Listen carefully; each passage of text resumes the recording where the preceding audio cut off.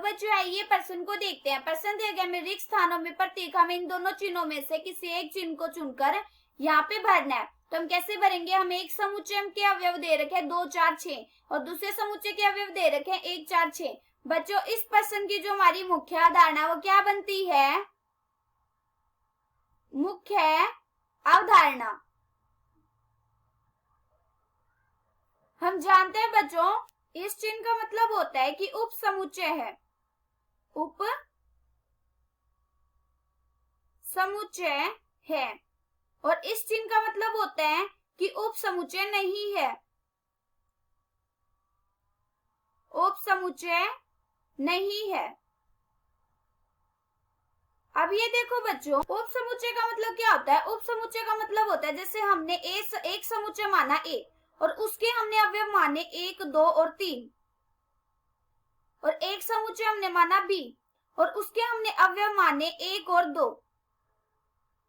अब ये देखो बच्चों हम उप समुच्चय तब बोलते हैं जब एक समुच्चय के अवयव दूसरे समुच्चय में मौजूद होते हैं। अब ये देखो बी के जो हमारे अवयव है वो ए समुच्चय में मौजूद है, तो इसका मतलब क्या हो गया? जो बी है वो हमारा उप समुच्चय हो गया ए का।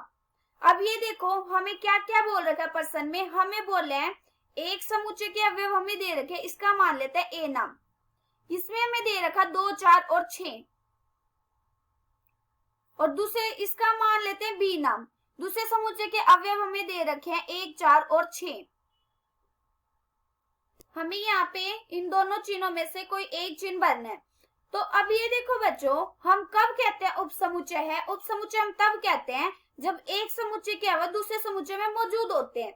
अब ये देखो यहाँ पे अगर हम ए मानते हैं तो इसके 2 4 और 6 हैं। क्या इस बी में हमारे सारे समुच्चय हैं? नहीं है। और बी के सारे समुच्चय हमारे ए में भी मौजूद नहीं है। तो इसका मतलब क्या हो गया कि हमारा ए और बी क्या है? ए है वो हमारा बी का उप समुच्चय नहीं है।